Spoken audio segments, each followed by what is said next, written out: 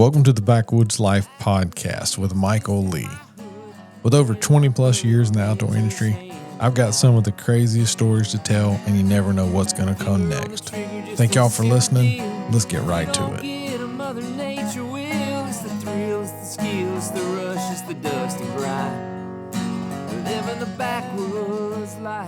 Hey everybody, Backwoods Life podcast. And I thought I was going to remember the episode number this time, but I think my brain has failed again. I'm going to guess at 118. I never get the number right. Maybe today's the day. If it is, I'm going to go buy a scratch off after I get done with this podcast. Get that luck in there. But anyway, welcome to the Backwoods Life podcast. If you've never listened before, you've missed out. You need to go back to episode 1, start listening, and then you can listen to this and once you're caught up. But no, there's no storyline here whatsoever. It's just Michael and whoever I have on here having a good time. And I've got my buddy Cameron from Hawke Optics here today. And glad to have you, man. I know we've talked a little bit over the last year or so, but finally we get a virtual podcast meeting here. Yeah, I think this is going to be good. I'll get to learn more about you, and you'll get to learn more about me, and how about your listeners will get to more about both of us. So that's right. I think it'll be good. Yeah. Throw a little bit of optics talk in there because that's, a lot of people don't realize the importance of optics. And I grew up, here hunting in South Georgia where we could only see 75 to 100 yards max in the woods, and all you needed to do was be able to hit a target at 100 yards, and nothing wrong with that. But times have changed drastically since however long ago that was now. I mean, I'm no spring chicken anymore. But we are finishing up turkey season, and that's one thing that I will say has changed the dynamic for me from the optic standpoint.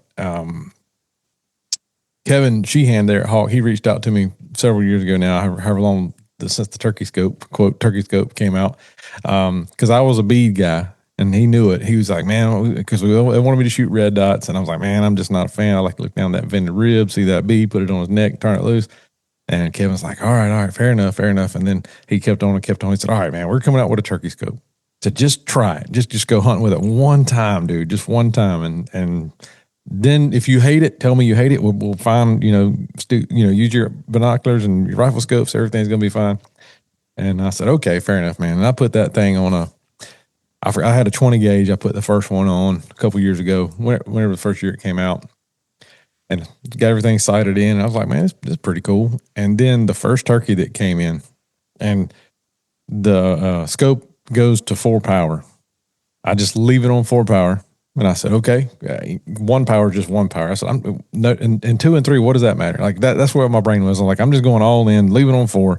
If the turkey's however far he is, just how he is. The first turkey I killed with that thing, I want to say I had him at about 17 yards. And I put it's got what I call the horseshoe with the dot in there. I put the horseshoe and the dot on his eyeball, and he disappeared when I squeezed the trigger. Of course, recoil of the shotgun, you throw back down, but I watched him in the scope before the recoil hit me, and his head just go backwards. And I said, well, I think we're on to something here, boys. Yeah. So I was kind of similar to you, but my first turkey gun ever, I put a reflex sight on it. Mm-hmm. So I've been used to shooting a red dot for the longest time. And even last year, so I've been with Hawke for a little over a year now, 1 year and 5 months. And even last year, I was like, I don't think I can put a scope on my turkey gun. I just don't think I can do it. So I hunted all last year with just a reflex sight. And we have great reflex sights too. But this turkey scope, you go to NWTF and you talk to all the people that use it, and they're like, man, it's great. Like, it's perfect. I wouldn't change anything about it. And I'm like, I got to try it. So I got a gun built specifically for that turkey scope. And I used it for the first time last Saturday, actually. Mm-hmm. Okay. And pretty much same scenario, killed a bird at like 18 yards with it. Mm-hmm. And I had it on like 2.5 or something. And Tom Dietz is one of our sales reps up north. Yeah. And he always says, swallow its head and it's dead. And I'm just thinking that in my head the whole time, swallow its head and it's dead. And you just put that horseshoe over its head, the dot falls right on its wattles, and you pull the trigger. And I've never had that much confidence that my shot was going to be zeroed than when I'm using that scope. Because I just, like, you see that head come in and fill that reticle up, you're like, dang, it's over. And I agree with you, man. And that's the thing. What really sold it to me on it, like, 15, 20 yards is 15, 20 yards. And it does take that. Like if you just look with one magnification or zero power, or just look down your gun barrel, you can see that turkey's head really good for the most part in close range. But when that joker's out there at like 50, 55 yards, and I'm not an advocate for just sending one out there after a goblin unless you know your gun can do it, and my setup can definitely do it. Excuse me. I had that thing on 4 power, and the first time I shot, I think I shot one at like 53, and he just wouldn't come any closer. He strutted in and he hung up, and he was just skirting out there. And I said, "Okay, buddy, we're fixing to do the dance here." And I put it on his head, and I squeezed that trigger. And I remember telling myself before I squeezed the trigger that I said, "I swear that through that 4 power, that turkey looks like he's at 20 yards." He's just, I mean, I Yeah. can see him so clear. And again, like, trust me, we get enough hate on social media in turkey hunting if we use scopes on our guns, or if we use decoys, or if we shoot one if he's strutting, and if we shoot him at 50 instead of 10, or we shoot him at 10 instead of 50. I mean, you see all the crap out there. People just argue about to be arguing because they're way better turkey hunters than we are ever going to be. Yeah. But I was like, then I said, I tell you what, if nothing else, the average hunter, and call that turkey in as close as you want to. Don't shoot him at 50 if you don't want to. If you can't, whatever. But you have an insurance policy when you're using that scope to know that you're aiming at the exact right spot. And you're going to, and people don't realize this too. A shotgun trigger is not a 16-ounce rifle trigger. Like, you have to pull the trigger. And if you pull the trigger, you're going to torque. You're going to miss 2 inches left or right. A shotgun pattern obviously forgives you for doing that, where your rifle does not. If you're shooting at dots anyway. But with all that being said, that will make people that may pull a shot way right or left stay on that target better. And I don't know. I mean, people can argue with me about it all day long. I'm hooked on it. I'm convinced with it. It's the way to go. I don't know. You're just not going to change my mind. I mean, I've shot, golly, dude. Do you know how many years off the top of your head that scope's been out? Is it 3 or 4? I think 4. So 4 years. I bet I've killed between 30 and 50 turkeys with that setup, with that setup. So, I mean, and that's 0 misses. I mean, I'll be honest, if I miss one, I'll tell somebody. That's 0 misses. And I didn't have to go run one down. I mean, they have been bang flops like nobody. And again, I'm giving the scope a lot of credit for me to be able to aim, but also I have to set up, with my gun. I get to shoot a KFI with a Jeb choke and TSS. I mean, so I'm doing everything wrong. Yeah, this is a 12 gauge, but I've shot it with 20 and 12s with the turkey scope. So that even proves it further to me that it doesn't matter what gauge gun you have if you set it up right. Yeah. Yeah. I'm using a 20 gauge with that setup. I mean, I'm being honest. I was a little nervous to put one on a 12 gauge because of the recoil. Yeah. But the eye relief on that thing is phenomenal. That's right. It's really incredible. I mean, at 1 power, it's like a true 1. Not a lot of 1 powers are actually 1. This is a true 1 power scope. You can shoot it both eyes open, and you could be way off the gun if you're in a weird setup or you got to swing fast or whatever. You can be way off the gun and have a full field of view. So the eye relief on that thing is phenomenal. It's designed for use on a shotgun. So the extended eye relief, if you are shooting a 12 gauge, there is nothing to worry about. Exactly. And that's another thing I was going to say too. This was made for shooting on a shotgun, and it's not like some of the other products out there that, hey, this was a crossbow scope that we're putting on a turkey gun.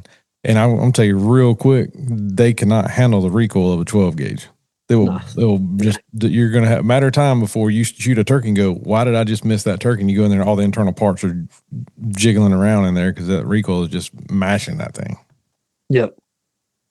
Yeah. Yeah. That product is, I mean, we have 180 something different rifle scopes in our catalog, and that's the number 4 top seller. Wow. The Turkey Scope is so extremely popular.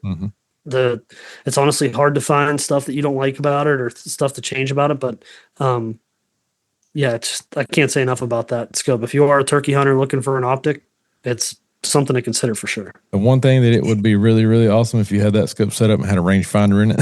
So you could be like, all right, he's right there in that circle. He's fixing to die.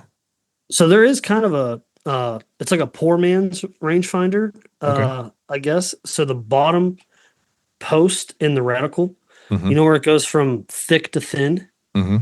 If you put that on the turkey's feet, if the I don't know, I'll have to check on this again, but just for conversation's sake, I'm going to use numbers. Mm-hmm. Say his wattle, the dot falls on his beard, he's at 30 yards. If it falls on his wattles, he's at 40. If it falls on its head, he's at 50. Huh. Interesting. Or it could be 40, 50, and 60. But it's not exact, but it's pretty close. So if your effective range is 60 and in, Mm-hmm. if that dot is over his head, he's further than that. Huh. That makes sense too, I guess. I guess it also depends on how tall the turkey is. Yeah, it's not.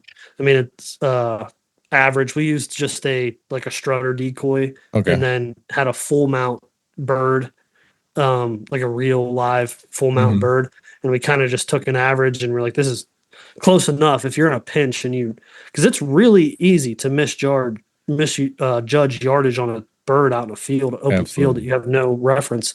Yeah. So we were like, let's try to think. It was kind of after the fact engineering that we were like, well, what is that distance? What's that work out to? So there is kind of a quick reference built into that scope. Gotcha. That's good to know. I never thought about that with having the posts on there to look at.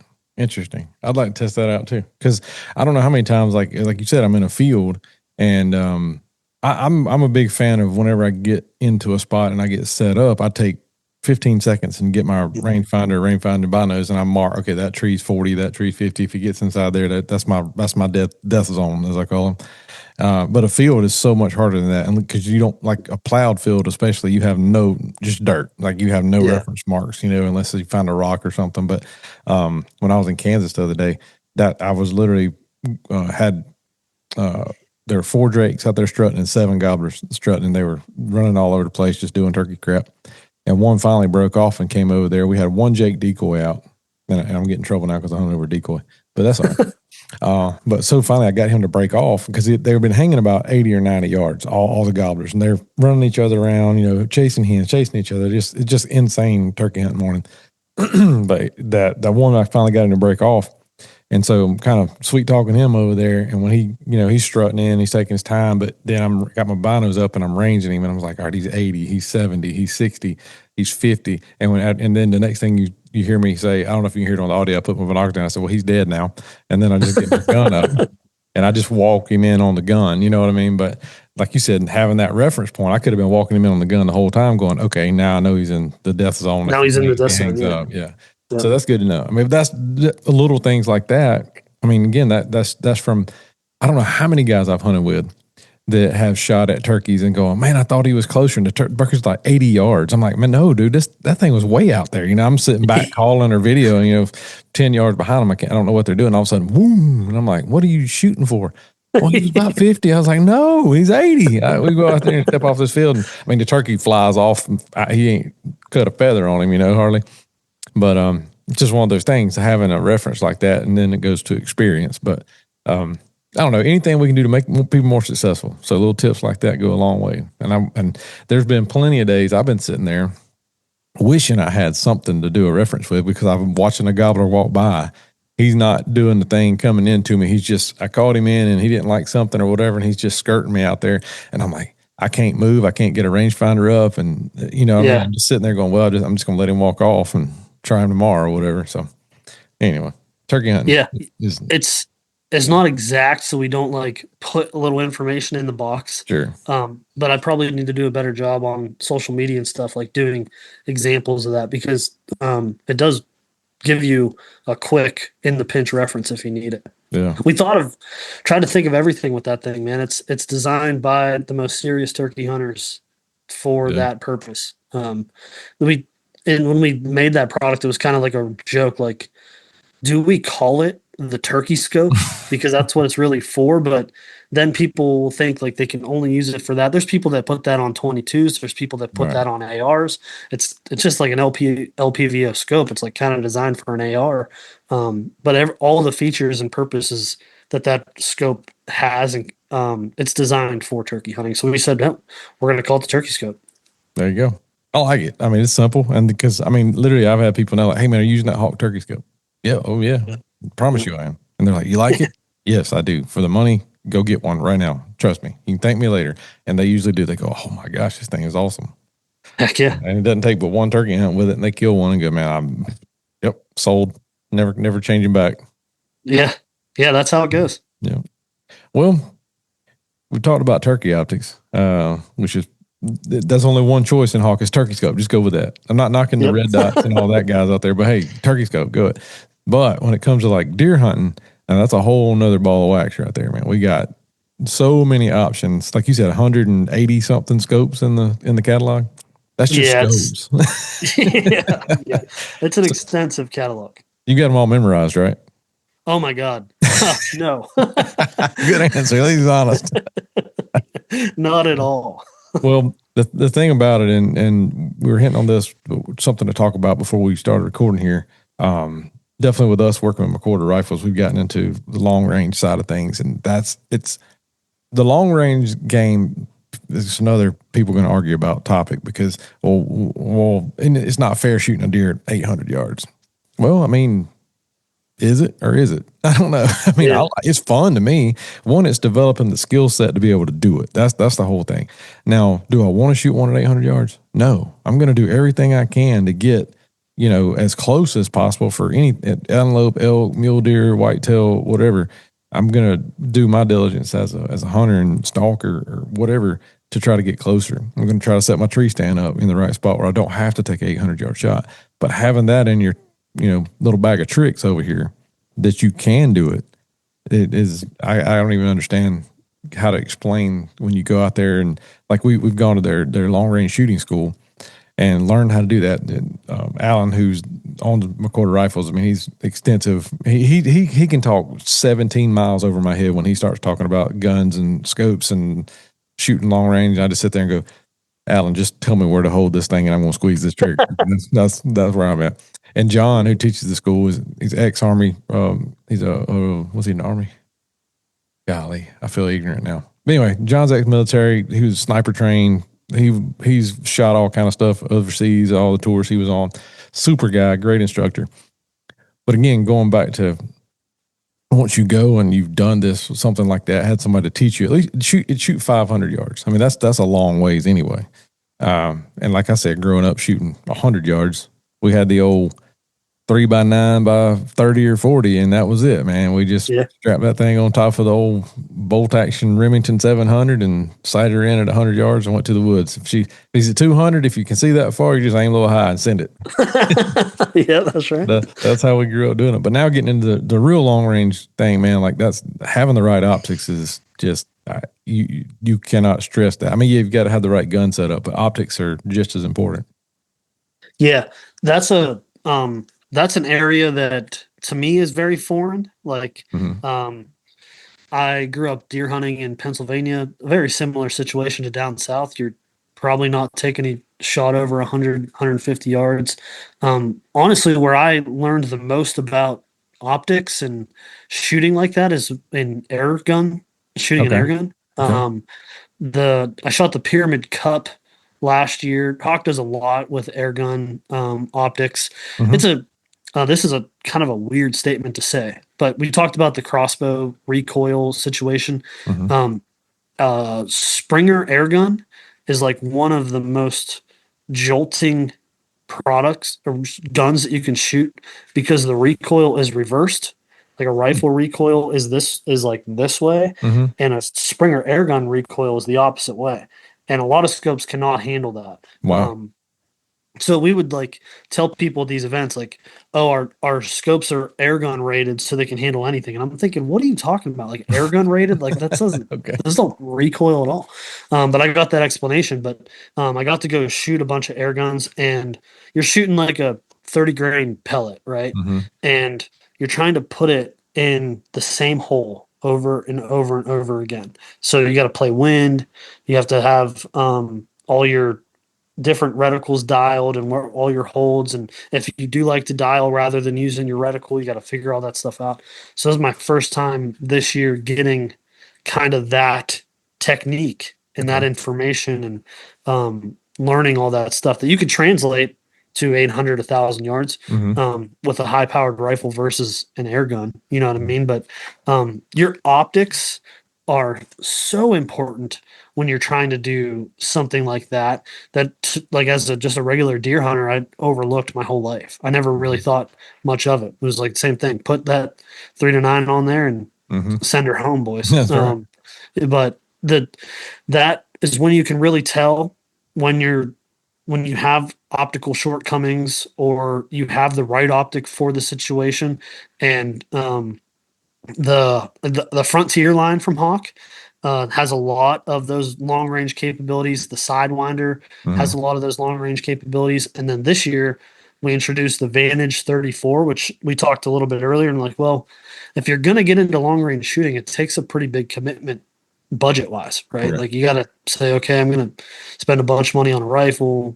I'm going to spend a bunch of money on ammo because you're just shooting, you know? Mm-hmm. And your optic is going to be like, golly, man, I can butt another rifle. Mm-hmm. Um, and the Vantage 34, it's the Vantage HD 34. It's a 34 millimeter tube.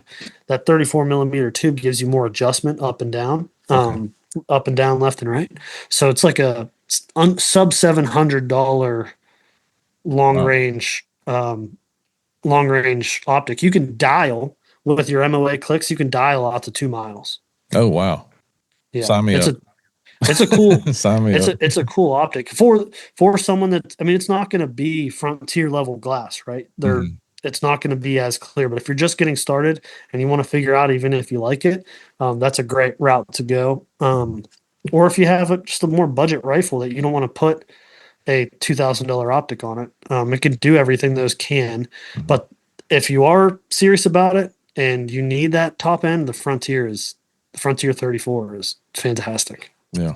And that's awesome, man. I mean, to have a barrier to entry, object like that, again, like you said, $700 isn't like a cheap scope by any means, but Yeah. for the money, you're getting all that adjustment. You're getting to play around with something. If you're building a rifle and you want to start somewhere, you can use that as a stepping stone. And then if you want to spend, keep going and getting better and better glass in there and get up to that, 1,500, 2,000. I mean, and up. I mean, depending on what you want to get. But it's also one of those things too where old rule of thumb that everybody ever taught me growing up was like, well, if you're going to spend X amount of dollars on a rifle, you need to spend at least X amount of dollars of the same X amount on a scope. Like that was Yep. always a 1-to-1. And I never really thought about that because I'm thinking, well, man, all the scope does is help me hold the spot. Like it doesn't. But then when you get into low light conditions and you get into the adjustments and you get into dialing yardage, and most of you don't ever really dial windage, you just hold windage. But Mhm. when you're able to dial and not having those crisp, clean adjustments, and that's where your really good quality optics come into having those adjustments where you're not, we're talking micrometers of adjustment that are making Mhm. a huge difference that farther out you step those targets. I mean, at 100 yards and 200 yards, most guys can shoot a 1-inch group. I mean, that's not a Yep. problem. But when you back that thing out to, and at the shooting school, they start you at like 200, and that's just to see if you can hit a piece of steel at all. And then you walk out 3, 4, 5, 6, 7, 8, 9, and 1,000, like really, really quick. Before you know it, you're shooting 800, 900 yards, and you're not even thinking about it. You're just hitting the target, and you're shooting a That's 10 so inch, cool. a 10-inch plate. And it's a deer target with a 10-inch white plate in the middle of it, and that's what you're shooting, man. Then, like with us, when the first year we've done it 2 years, and we're going to do it again in August. But the first year we went, we'd never had any training whatsoever, no long range training. And so the first thing John tells you is, well, forget everything you know on how to shoot. I want to reteach you. And I'm like, bro, like we've been shooting guns since we were little guys, and just placing the stock into your chest in the right spot, holding your thumb in the right position, holding the trigger right, feeling the trigger right, recoil of the trigger. I mean, there's so many of these little things that affect that.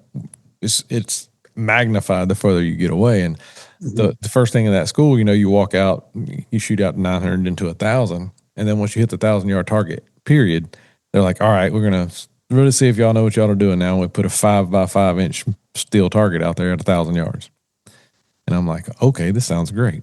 Well, and I'm not saying we hit them on the first shot, but we hit those pretty quick. First, 10 or 15 shots, we hit that ping. And then, that's the whole point of the goal. The goal of the school is for you to hit that target at 1,000. And they're like, all right, well, we all did that pretty quick. Let's put the 2-inch targets out there, or 2.5 by 2.5, I think. And sure enough, man, a few more shots later, boom, we hit them. It's like, all right, well, that was a good day, And they're like, yeah, man, y'all did good. Like, learned some stuff, and we'll solidify everything again tomorrow. And they teach you to shoot from a bench rest, from shooting sticks, and then in the prone position. And by far, if you've got a really good bipod and shooting on a bench, and you can wedge it up against a rail or something, you can shoot lights out. Shooting sticks is a little bit different. Like that was, well, I had the hardest time with that. Just trying to shoot that at long range, and 800 yards was me and it were not getting along real good, but I finally made it happen. And then the prone position is by far the best spot to shoot long range from if you've got the right setup and positioning. But then last year we did it. We said, okay, well, we got to step this thing up, make it a little bit harder. I mean, we hit a 5-inch and 2.5. So let's hit a golf ball at 1,000 yards. Hanging on a string with the wind blowing. And so the ball, the ball's moving. And this video is on our YouTube channel. I think I watched that. Yeah. It was insane, dude. I mean, I think it took me about, I don't remember how many shots. It was, I don't know. It was either like 17 or 20 or, somewhere in there to hit the golf ball. But it was, even with, and we're shooting their school guns. We're not shooting our guns just because we burn up so much ammo. We don't want to shoot up your gun. So we're shooting with their optics and everything on there. And with that golf ball, John would call the wind, and I would have to move over. We already dialed up to 1,000, had to move over the windage and hold. And then I had to move the crosshairs up, because if I had the crosshairs trying to move it over, I could never see the golf ball. So I'm guessing I had the crosshairs would cover the golf ball at 1,000. You couldn't even see it. You're just saying, okay, there's the mark I want to hold. Let me go straight up and then squeeze off.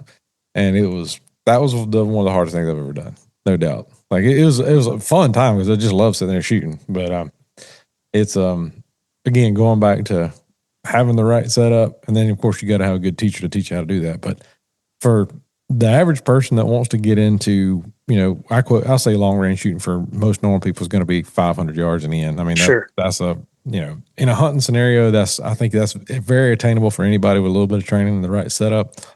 What, like from the Hawke line, what would be a good, let's just say, hey, we're going to call this a 500 yard scope.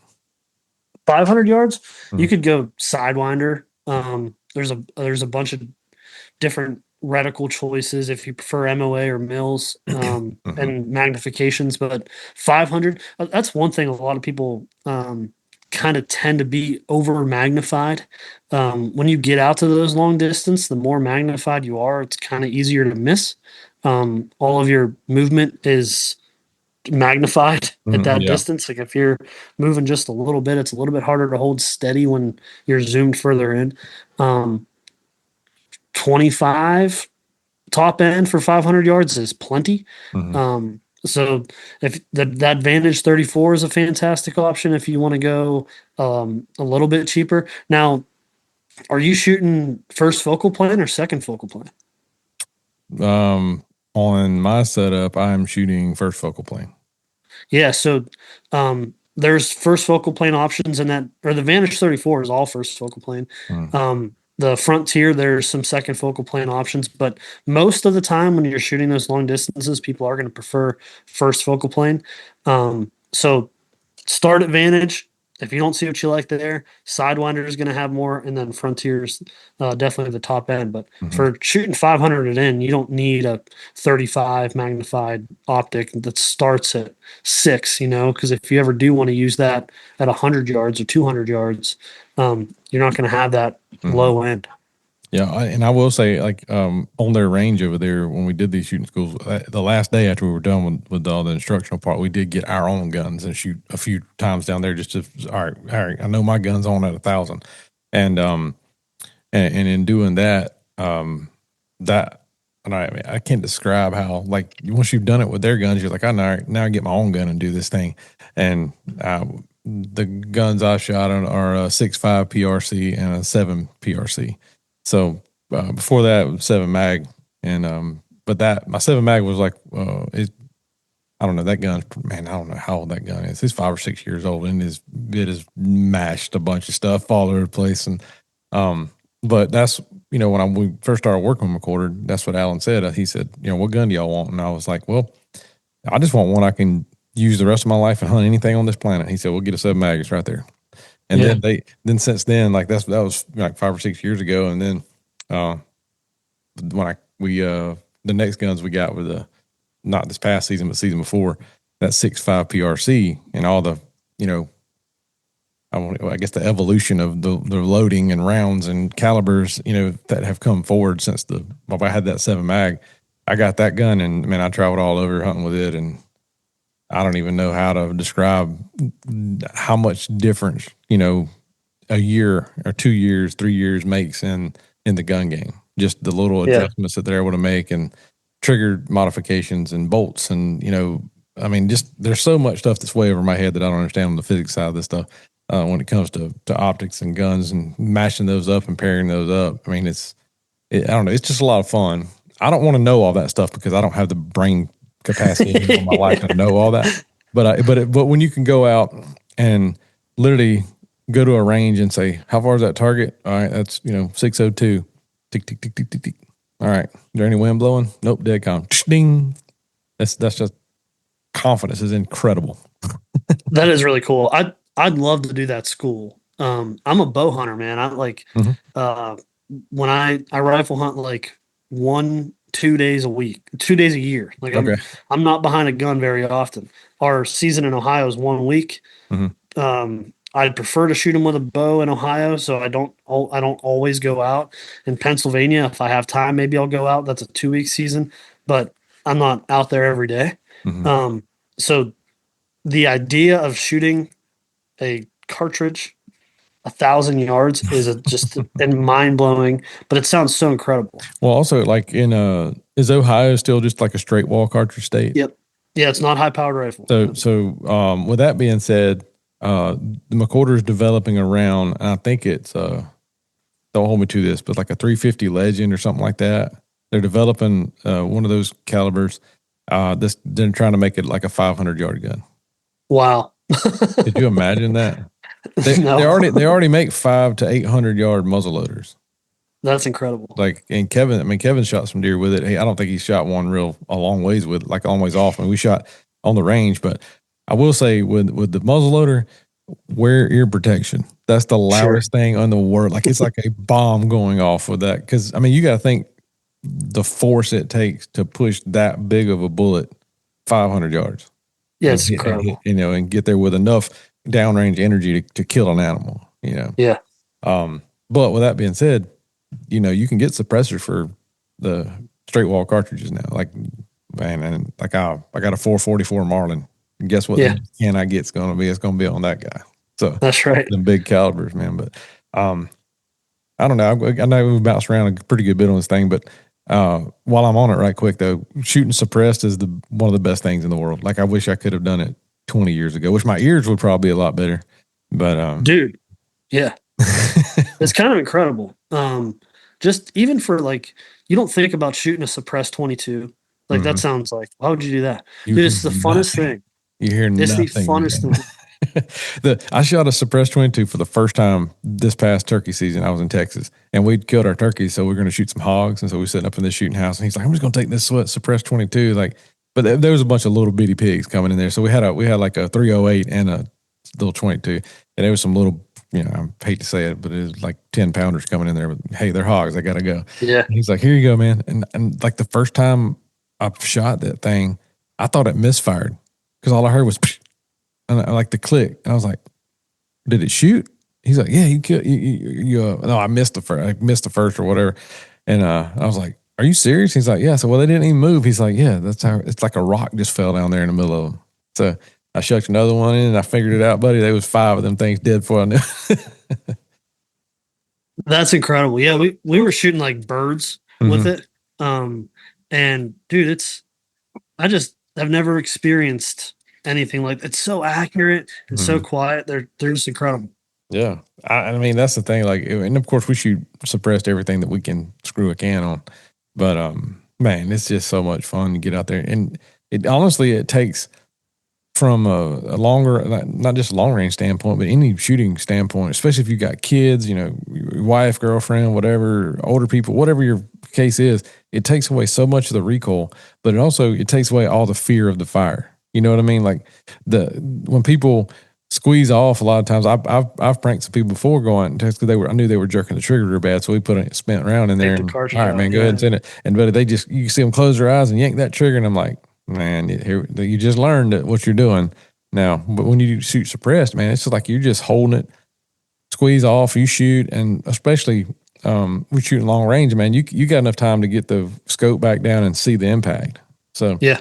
that you and like with a shooting one with a muzzle brake on it or whatever. And I'm not saying you can't do that, but man, it just blows so hard that you don't want to do that. You're trying to, I don't know. Even with the ear protection on, it's still like a bomb going off to me nowadays. And I don't even know, like, and I guess when I go turkey hunting, I mean, I shoot my turkey gun a couple times before I go, just make, all right, everything's good to go. But when I'm shooting a turkey, I don't even hear the gun go off. But when I hear it, I've shot them muzzle brakes, you feel them go off. They're instant headaches and a bomb just, hope I hit the deer. I don't know what happened. I'm laying over here on the floor. Yeah. I think when you shoot suppressed, you're able to focus on your shooting mechanics a lot more because you're not anticipating that shot. I went through target panic real bad with a bow 2 years ago, and I had to really, really work on my shot mechanics and not anticipating that shot. And that translated a ton to just shooting a shotgun or shooting a rifle. And then I shot that air gun. And in that air gun competition, there's, I don't know, however many people there, however many rounds. And I was like 2 people away from qualifying from finals. And it was my first time ever shooting an air gun. I was like, I think it's just because my mechanics, the gun was sighted in and accurate and everything was good, but my mechanics were dialed to where I wasn't anticipating and jerking. And it goes a long, long way when you can accurately pull the trigger. Well, and you hit the nail on the head, like using a 22 or something like that, or an air gun, and just sit there and it's it's an inexpensive thing to really shoot overall, and just sit there and plink targets with that. You can work on your form and your mechanics so much that it's like, I don't know, if you had a 20-pound bow, you could just go out there and shoot like you're shooting at 10 yards or whatever, just something to just get your mechanics down, and just sit there and do that over and over in that muscle memory. And then when, you move up calibers or, move up in a bow poundage or whatever, and it's like, I don't know how to describe it. Like your body's already trained for the mechanic side. I guess equates to like guys that hit 150,000 golf balls a day, their swing's just there. Yep. The only bad part is you got to have the right setup or the right training, because if not, you will develop bad habits really quick. Yeah. And that's what gets you. I mean, target panic's a real thing with a gun, shotgun, bow, anything. I mean, and a lot of people are like, oh, you just, you got buck fever or whatever. You get just too excited. No, I mean, I've done the same thing, man. Even with a rifle, I've got guilty of, okay, it's on there and just yank the trigger and you miss or you pull your shot or whatever. And it's just because, what you see in your brain and what your body's doing alongside of it doesn't line up a lot of times. And it's hard to, you're trying to make yourself do something. And that's where, like you said, that repetitious kind of gets in there. And I mean, I get it with the target panic with the bow too. I mean, it's not like severe target panic, but it comes and goes with me sometimes. Like I'm draw back and I'm just holding and I'm getting on the target. I just cannot make this pin go up another 2 inches to the target like I need to do. It's my left arm is just weighs 1,000 pounds. I can't move. Yeah. And people don't understand that until it happens. Because I was one of them for years, bow hunting. Like a deer walks out, draw back, he's on, no problem. Like nothing to it. And I guess as I got older, I don't know. My brain went crazy somewhere, and I don't know how it happened. Well, that actually is kind of what's happening. I went through Joel Turner's course on this. He teaches target panic, and archery and even shooting a gun is one of the only things, the more you do it, the worse you get at it. If you are improperly trained or whatever. And it's because your body's trying to become more efficient. Anything that you do, your body, your brain and your mind wants to become better at it, wants to become more efficient. That's true. And on a target with your pin or crosshair, as soon as you get it on there, your body wants to fire. Your body wants it to go. There's that part of it, and your body does not want to experience that recoil. It doesn't want to ever be caught off guard or ever experience something shocking to it. So when a bow goes off, there's recoil. There's something that your body's like trying to avoid. So when you can't pick that arm up, it's because your body's saying, no, I don't want to Mhm. feel that. You know what I Yeah. mean? So you have to take your subconscious mind like completely out of it and just aim and pull through or finish your mechanics. Mhm. But it's so interesting that the more, because everyone's story is the same way. You don't start out with target panic. Right. And then the more you do it, you're like, how did this happen? And it's not so much for me on a deer, it's just shooting. It's just Yes, like right. practicing Target. Yeah. out of my range or whatever. I'm just like, if that, I was so bad, dude. If that pin touched the center of the target, I had to shoot it. Mhm. My thumb just had to go. Mhm. So where it was to the point where I couldn't even put my pin on the target because Wow. I knew I was just going to yank it as soon as it did it.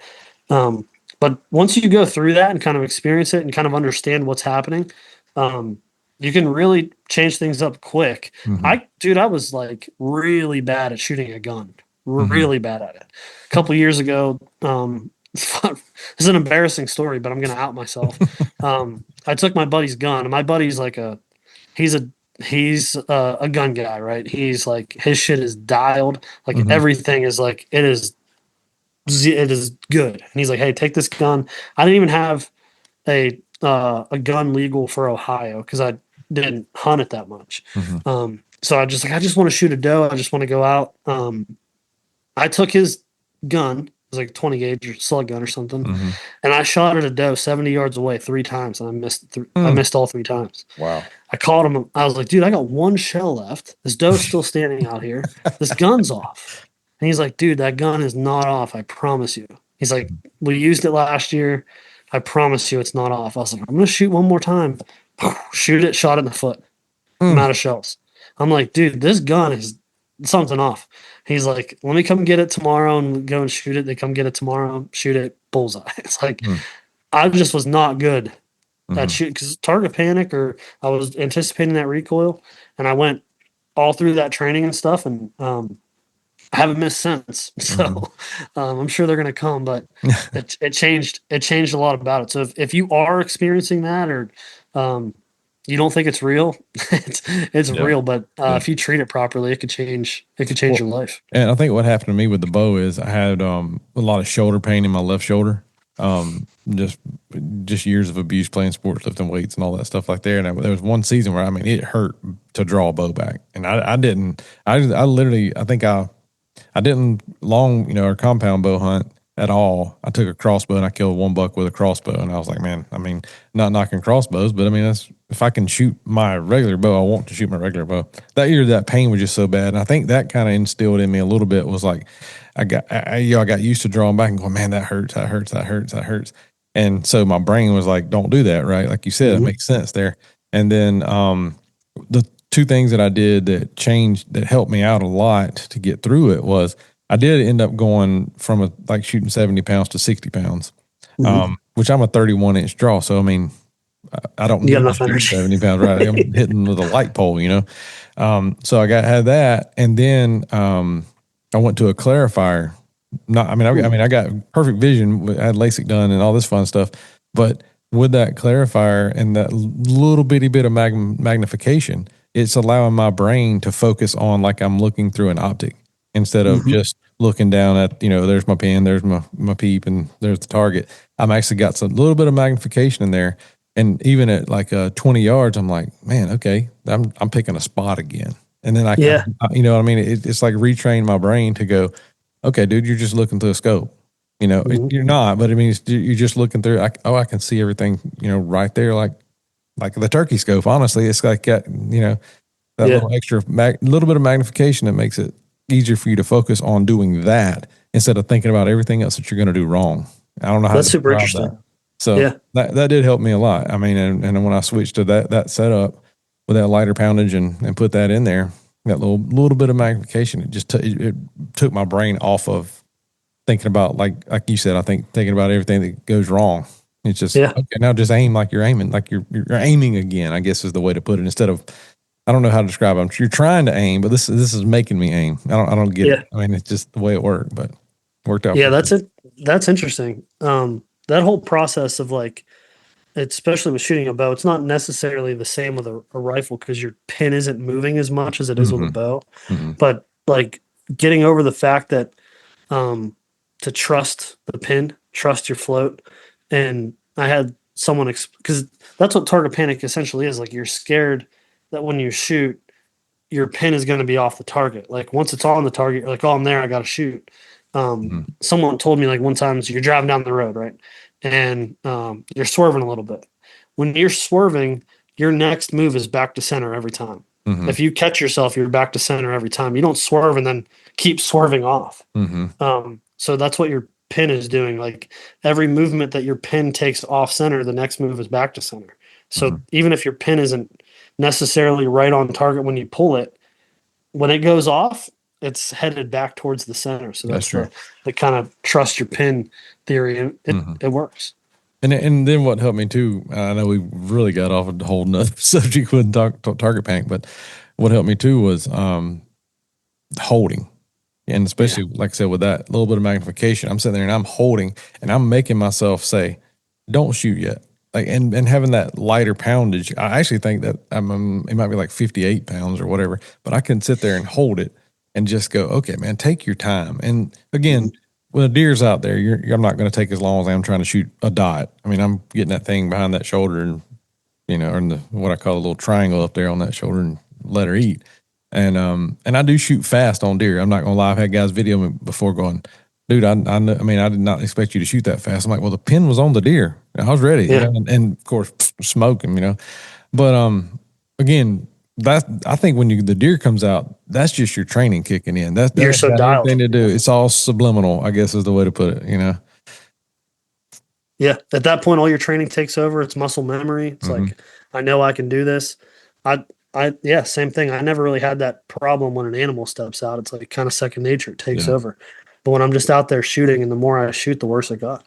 And that's all right. And that's why it's called target panic. It's not called deer panic. That's called buck fever.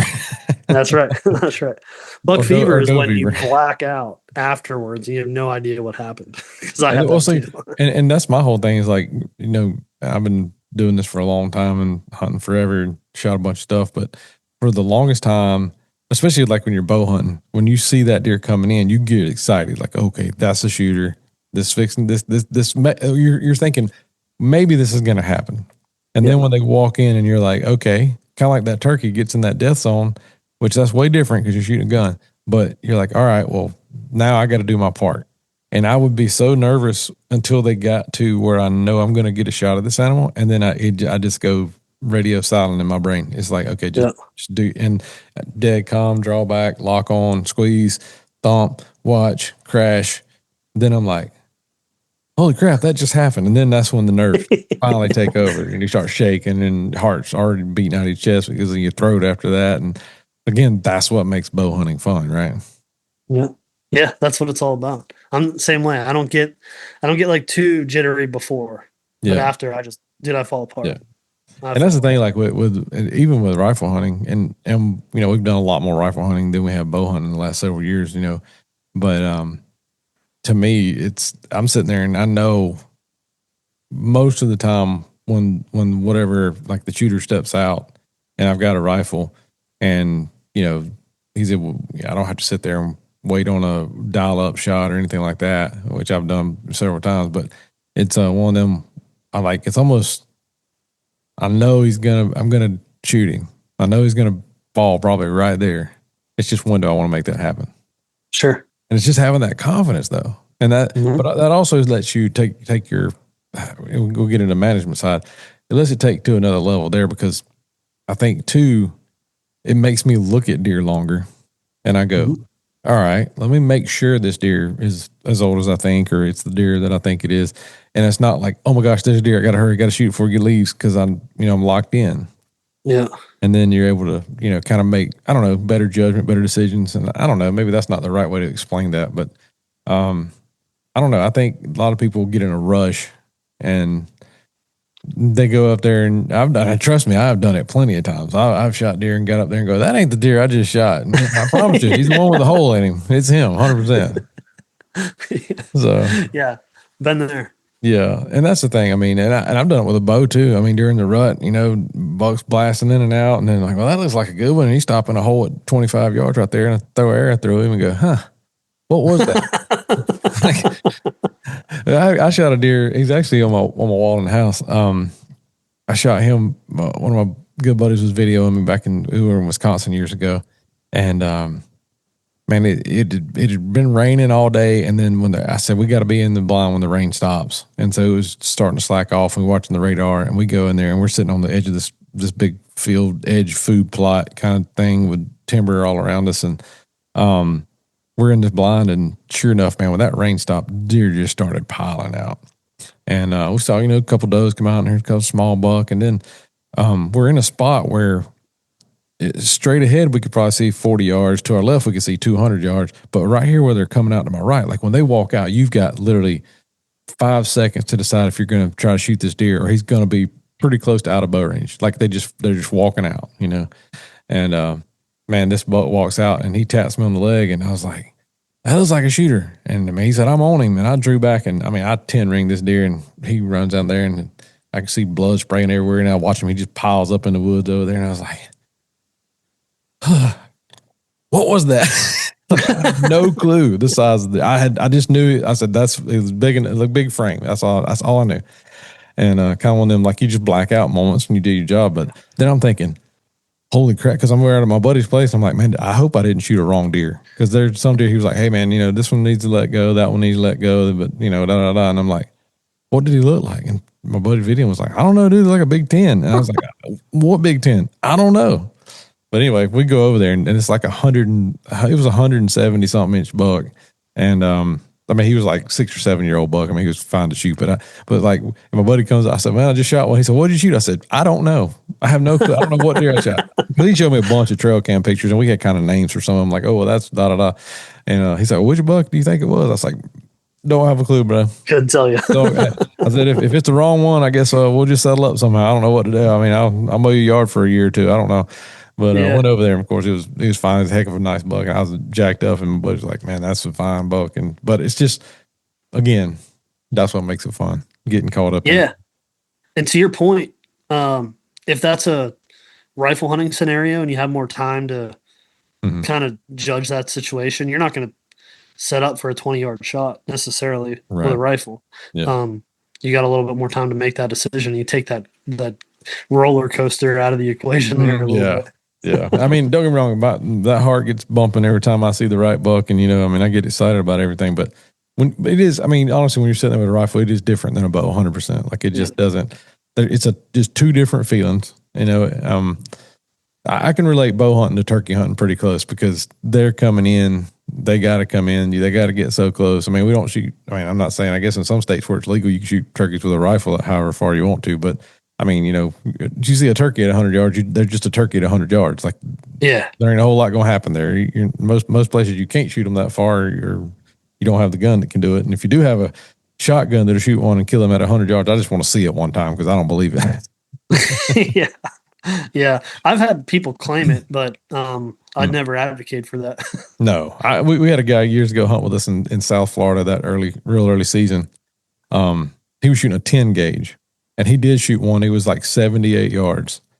But the turkey, video cameras have come a long way since then. But this turkey looked so small on video. And when he started running after he shot to go get that turkey, like this guy's probably 6'6", big dude. He starts running, and like he got so small. I was like, how daggum far was this turkey? And that's when they told me it was like almost 80 yards. I was like, holy dude, how could you even see where to aim it that far? Looking down the bead, you're just shooting at the middle of a black patterns spot. like no doubt. And this is before the TSS days and all that fancy stuff. And I was like, dude, more power to you. It was a 10 gauge number one, probably big as he was, it probably wasn't that bad, but he'd probably knock most people 5 yards backwards, after the shot.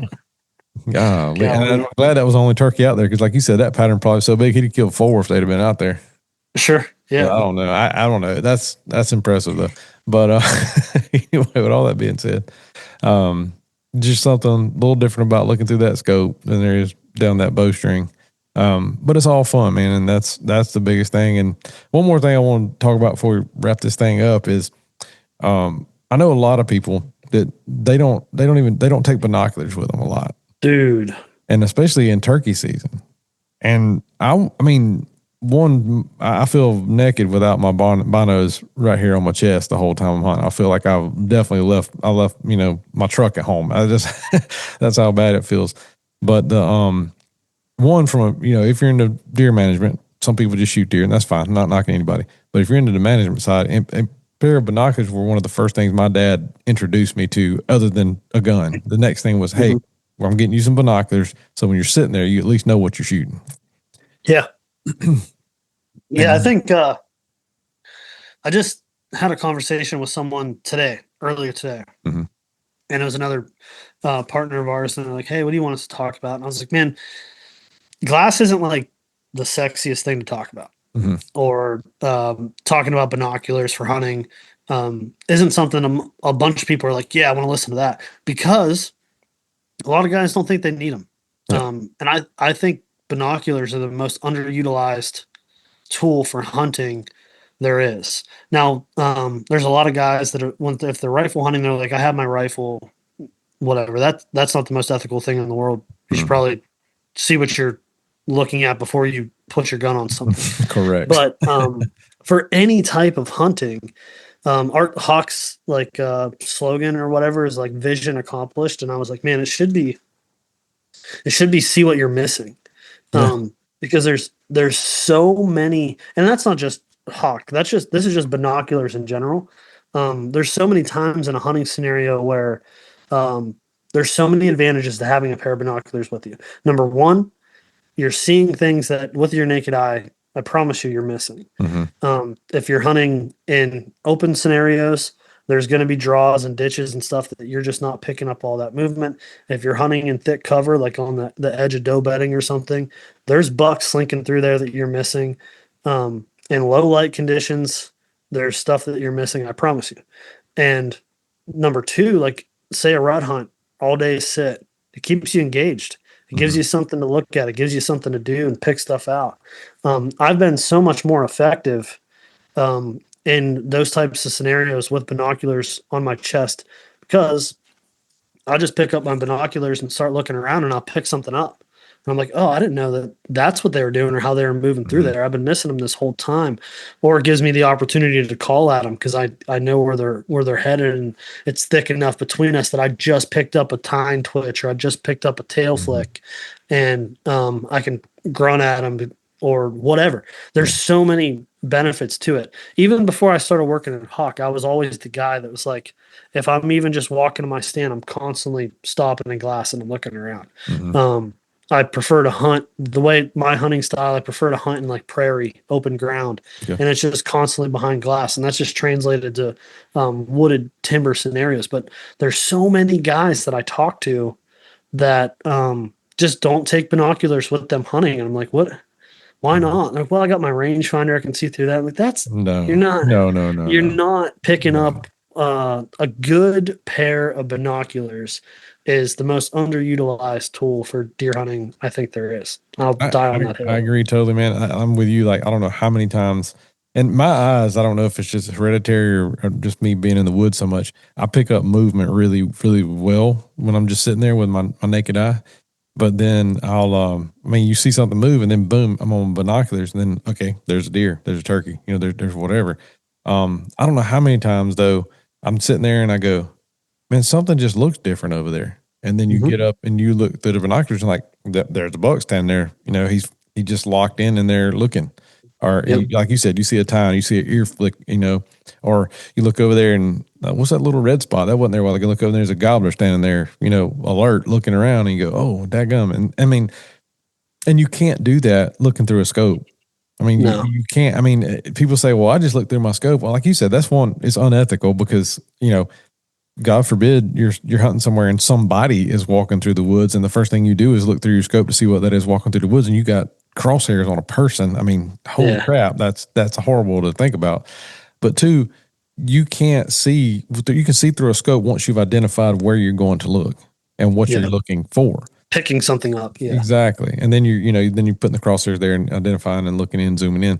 But with binoculars, you have the full field of view. Either Mhm. with a scope, you're closing one eye, looking through whatever, and then you got to move your gun around to try to get on something and find it. It's just I don't know. I don't get it. Like I said, if you not use binoculars is your thing, I'm not going to knock anybody, but I just think if you would give it a try, even if you had a small pair, just a little, I don't even know, little 8 power that you can use and see better and see more things. Like you said, you'll pick up more stuff. You'll see stuff. I don't know how many times I just start glassing around and going, okay, heck, I see a trail over there that I didn't know was Yeah. there, or Yeah. whatever. I mean, anything. It's crazy. Yeah, I think I hunt with an 8 power always. Hmm. If I'm out west and I need more magnification, I'll probably just take a spotting scope with me, or I will sometimes take a 10 power binocular. But an 8 power binocular, like you said, is better for picking things up. You Hmm. got a wider field of view. With that wider field of view, it lets in more light, Hmm. so you get a brighter, crisper image. Always out of an 8 power, and um, you can hold it more steady than you can a 10 or a 12, and that allows you to pick up on other things moving better because your image is more stable. Hmm. So I think for most bow hunting scenarios, an 8 power is all you need. Hmm. um, I hunt with an 8x32 because it's a small, really compact pair of binoculars that it's not like, oh, I got to carry these things around the woods with me. I Yeah. think that's part of the reason why some people don't take them. It's like, I don't use them all the time. I just don't want to lug them around. You get a nice lightweight harness or put them in your pack, just a lightweight pair of binoculars. You're gonna. I don't think you're gonna be like, man, I wish I didn't have those. I Yeah. don't. I don't think. I just think there's so much advantage to it. I'd rather sit in my. I hunt out of a saddle, but Hmm. I'd rather sit there in the tree and look through my binoculars at stuff that I've looked at 100 times than be scrolling on my phone. Yeah. Um, so How, it just keeps me engaged, you know? how many deer do people miss by looking at their phone? Oh my God. I'd hate to Can know you how many I imagine? did. Yeah, I I'd mean, hate to literally, know. can you imagine how many probably really nice bucks are still alive right now because people were looking at their phone? Yeah. Yeah. I'd hate to know. I mean, I'm honestly, I'm one of them that I don't look at my phone a lot when I hunt. I just, I don't want to unless, I mean, unless somebody needs something, of course I got to handle, but I don't sit there and scroll social media. I don't sit there and watch videos. I'm hunting, man. And when people almost as I get, the first hour of daylight or last hour of daylight, my phone starts vibrating. People ask me, hey, you seen anything? I'm like, bro, it's the best I'm time to hunting. be out here. Like, leave me alone. I'll tell you when it's dark, what we saw. But you know what I mean? It's just stuff like that. Not that I get annoyed about it, but it's almost like, bro, you know what I'm doing right now. Hour before dark, and you're gonna text me, ask me something stupid. I But get, I catch myself. I'll admit it. I get caught up with the cell camera pictures, man. My oh, I phone do look at starts those going now. off, Yeah, I do and look at I'm those. like, like, Yeah, "Ugh, that's should I have been over strategy though. That's there?" different. That's Yeah, strategy. yeah. You're I'm you're still still, you're hunting. still hunting. It's different strategy, right? And I mean, I'm the same way because I mean, I'll sit there and I've got mine set up just so I don't burn through so many batteries where they send pictures every 2 hours. And so I'm of course getting to stand like here in the evenings we get say in a stand 3-4 o'clock. Then you get those 4 o'clock pictures going, and you go, like, dang it, I picked the wrong spot. Should have Yeah, went to that one. And then you get the 6 o'clock pictures, and it's pretty much close to dark. And then you go, dang it, I picked the wrong spot. yeah, yeah. When I used to work for a trail camera manufacturer, and I think my uh, I almost hated using them at one point because it would just tell me instantly that I picked the wrong Yeah, place. I'm an idiot. That's what it tells me every time. Yeah, And I'm bad about going to spots like I've got. I mean, every spot we've got for a reason. I mean, it's theoretically a good setup. We're not going to just put a spot there and go, whatever. But we have cameras on all the spots, and then you just got. Sometimes you just get a feeling like, all right, I just need to go here, and then you go there, and yeah, it works out or doesn't. But you also go to a spot and you go. Once you get there and you sit down, and you go like, I probably should have went to the other spot. I've been thinking about it all day, and then when you see it on the cameras go off, you go, yeah, yep, there we are, buddy. Yeah, but yeah, that's what makes it fun. And again, I don't hunt the trail. I use trail cameras as a great tool, but I do not hunt the trail cameras. Like right, I don't just because I've shot so many big deer that I didn't know existed, or I had one picture of them and it was a spot that I didn't even hunt. I mean, I killed them at a yeah, different spot. yeah. So people get too hung up on, oh man, I ain't Live getting and nothing. die. I'm not getting anything on Yeah, camera. I'm not going to go hunting. I'm like, yeah, fine, I'm going to go. I mean, yeah. but I will say I haven't killed a lot of deer. I've probably killed more without the use of a trail camera for sure. But I have killed several deer because of the trail camera too. Like Sure. at our land this past season, there's a buck for like 3 or 4 afternoons in a row. He was in front of that camera at like 4:15 every day between 4:15 4:30, and sure enough, I went in there and I killed him. He's a little bit later that day because I think because we made noise having to get in there because Sure. just a spot, but I think he just made him a little bit later. And anyway, I killed him. But I'm notorious of it on our hunting lease. If I get a buck in the morning on a spot, he daylights, I go in that evening and I'll kill him that afternoon. Yeah.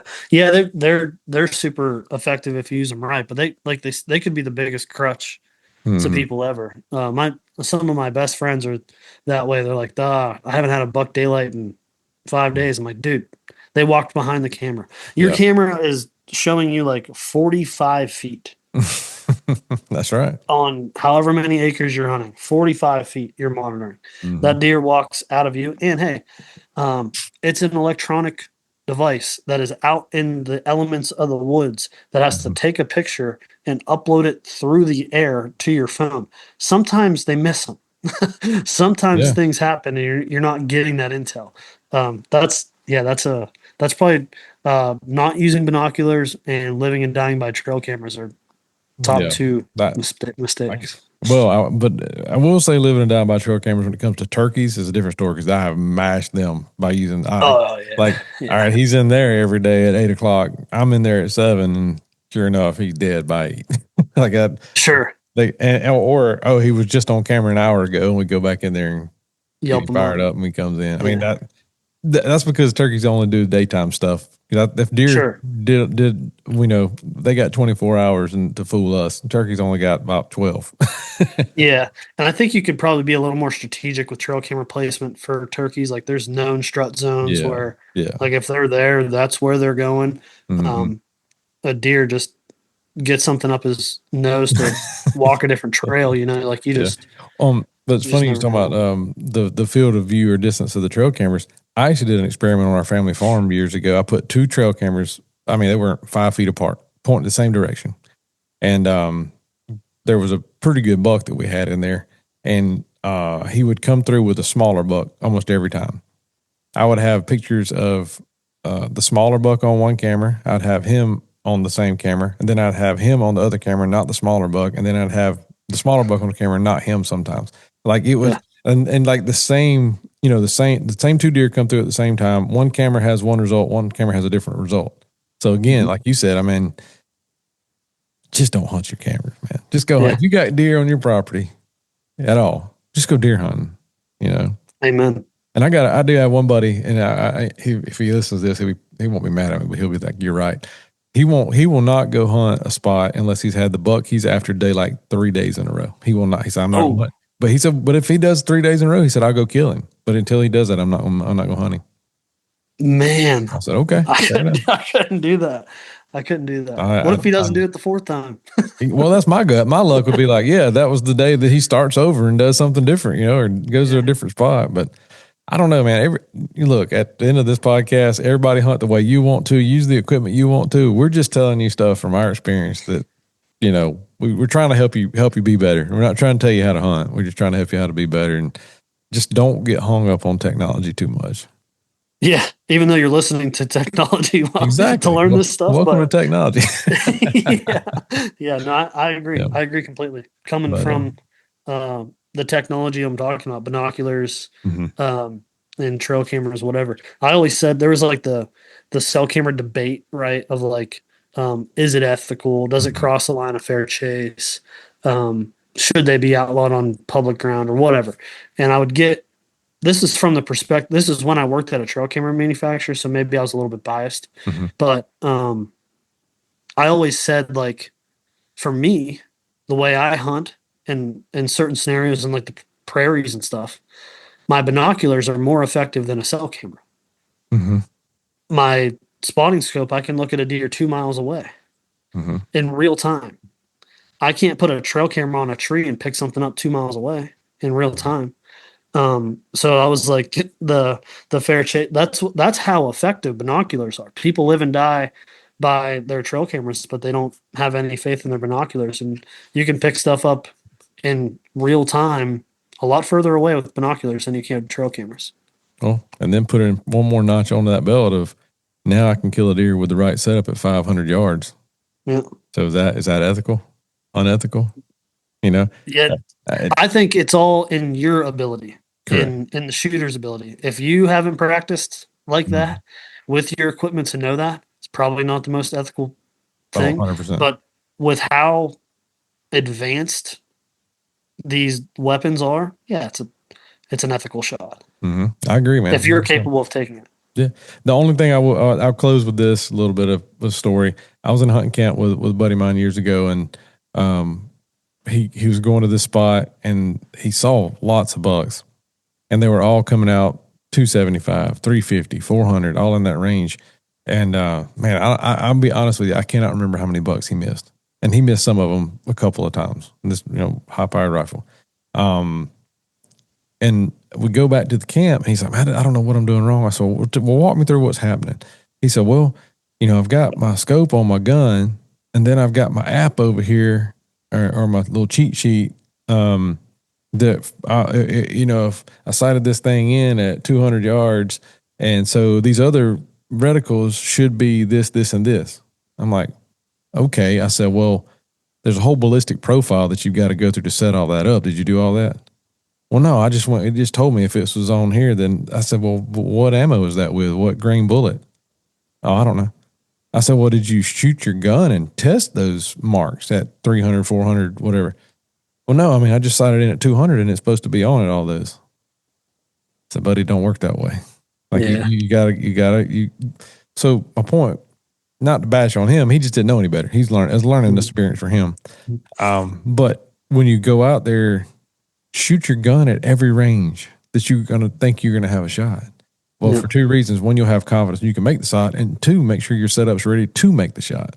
And that's the whole point, with long range stuff is, again, to piggyback what I said earlier, I don't want to shoot a deer at 800, but if I can, I will. And if I have to, I will. But then if I practice at 800, 500, 600, when that deer's at 200, that's making a 2-inch putt, man. Like it's nothing to it. You can pick the hair you want to hit and send it with the right setup. So, yeah, I agree 100%. and that all comes from having the right optic set up. Because without a scope on a rifle, you just got a rifle. That's it. Yes, sir.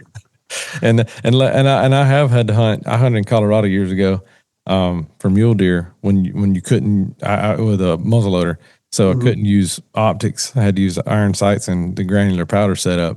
Now that was a challenge, buddy. That was a challenge. Ooh. That was 100 yards if you're lucky.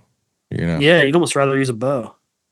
Pretty much. I'd have been just as good off. I ended up killing the deer the last day. I hunted the same mule deer. I think I hunted him 5 days straight. I watched him every day from daylight to dark. And I finally, the last morning, I caught him slipping through a little drain. Yeah. And I was able to kill him. But you were an Indian. But I'd actually missed him like 2 days before that. I'd crawled in there there's a guy that I was hunting with.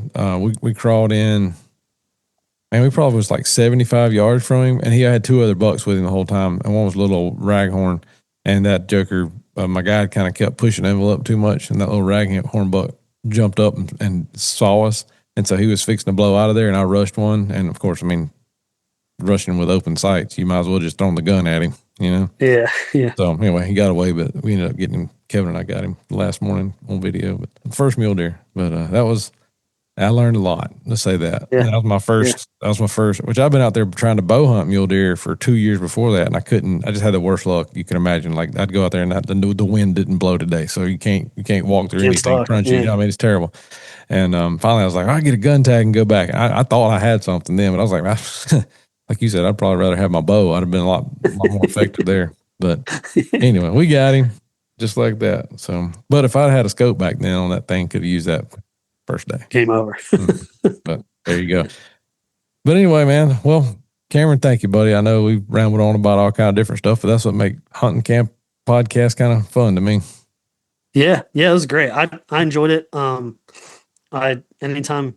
you want to chat it up, and honestly, you guys do that long range camp again. I'd love to try that out. Yeah, we're gonna do it sometime in August. I'll shoot you some dates, and if you're free, we'll try. I think we may have another slot. Well, I'll let you know.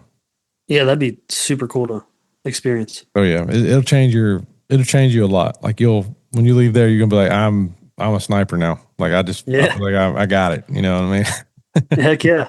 Well, right quick, tell everybody where they can learn all about Hawke Optics. Yeah, you can check us out, hawkeoptics.com, social media.